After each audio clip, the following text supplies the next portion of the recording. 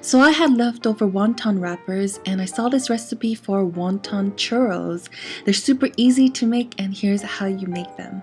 First, you're going to need wonton wrappers. I found this one at just a local grocery store in the Asian section. Then you're going to cut the wrappers into thirds. You're going to take 2 strips and then cut a slit in the middle. Then you're going to take one end and pull it out through the slit.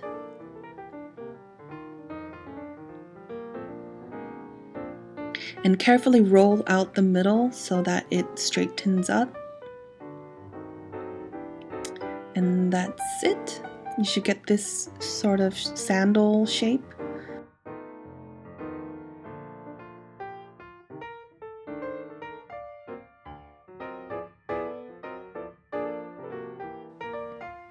For the cinnamon sugar coating, you're going to need 1/3 cup sugar and 2 teaspoons of ground cinnamon, and just mix it up. In a shallow pan or pot, add about 1 inch of oil. You want to heat it up to about 350 degrees. If you insert a chopstick, it will start to bubble. You want to add about 6 of the wontons. I had it around medium-high heat.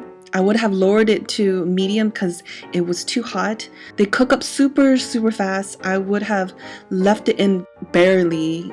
I think I left it in a little too long. When they are golden, you want to take it out and drain it on a paper towel. Then toss them in the cinnamon sugar mixture. You can eat them alone or you can eat them with ice cream. They're so freaking good. I hope you guys try it out and I'll see you guys next time. Bye.